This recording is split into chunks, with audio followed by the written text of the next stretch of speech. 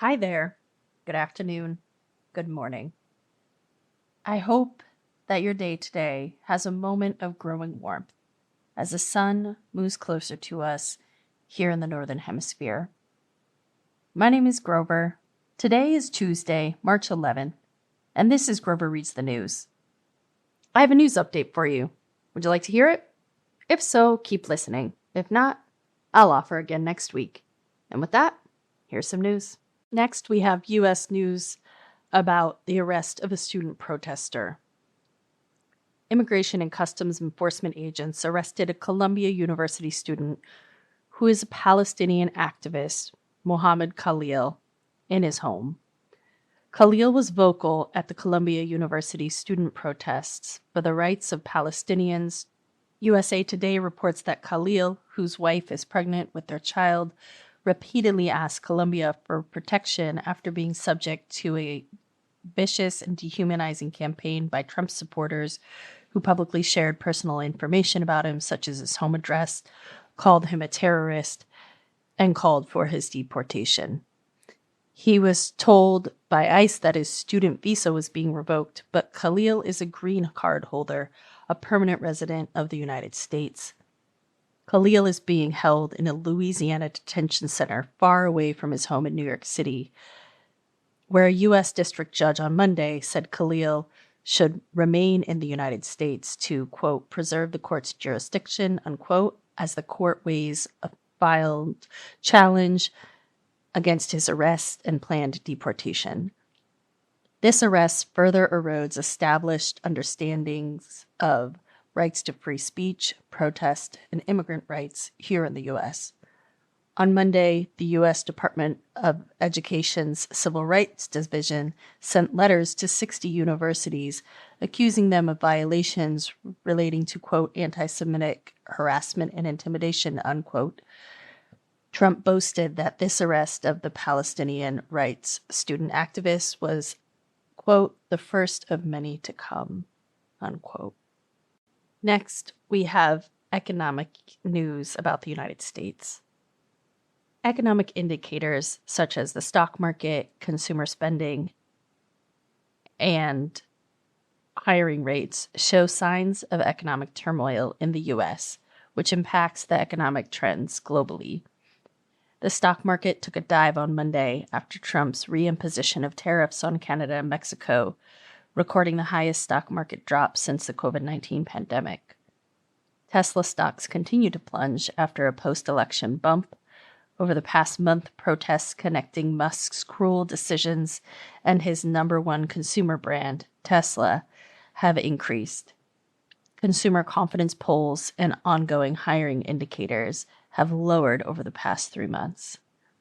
And hiring freezes have been announced at major U.S. universities such as UPenn, Harvard, University of Pittsburgh, MIT, University of Vermont, and more. Next, we have international news about Gaza. Israel has cut off the delivery of electricity to the more than 2 million people living in Gaza and halted the delivery of all food, medicine, and fuel imports. Already high food prices have, in some cases, doubled. The electricity that Israel cut off was used to power Gaza's desalination plant, which was the primary source for necessary clean drinking water. The electricity that was cut off powers Gaza's desalination plant, which provides clean drinking water. This comes as Israel tried to pressure Hamas to agree to a 1-month delay in Part 2 of the ceasefire negotiations, which were agreed upon in the initial ceasefire plan. Both Hamas and Israel have sent representatives to talks in Qatar, and the next phase of the ceasefire negotiations are underway.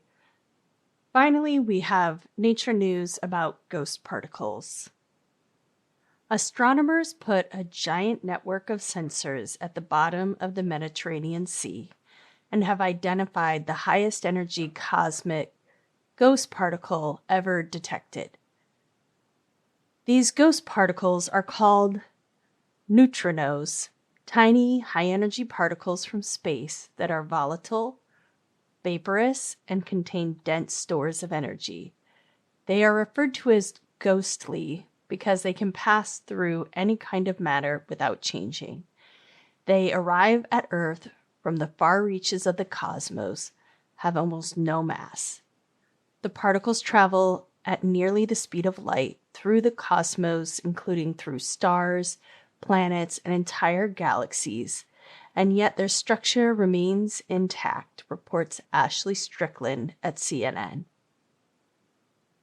Neutrinos are difficult to detect because they don't often interact with their surroundings, but they do interact with ice and water. When neutrinos interact directly with the detectors, they radiate a bluish light that can be picked up by a nearby network of digital optical sensors embedded in ice or floating in water. The record-breaking particle has more energy than what is created in the Hadron Collider particle accelerator that's housed at the European Organization for Nuclear Research, containing the energy of 220 billion electron volts. The study's co-author, Rosa Congiloni, said in a statement that neutrinos are special cosmic messengers, bringing us unique information on the mechanisms involved in the most energetic phenomena and allowing us to explore the farthest reaches of the universe. Thanks for joining me to hear the news today. If you are appreciating these updates, then sharing is caring. Will you text it to a friend? Give it 5 stars wherever you listen via podcast, or give it a restack on the Substack app. A light touch may help us get more listeners, which helps sustain the updates long term. May the harsh winds of the day bring a clear night when you can marvel at the stars, like I could this morning when my dog woke me up at 5 a.m. The news can be a lot to take in, but we don't have to do it alone. We can do it together. Until next time, be well.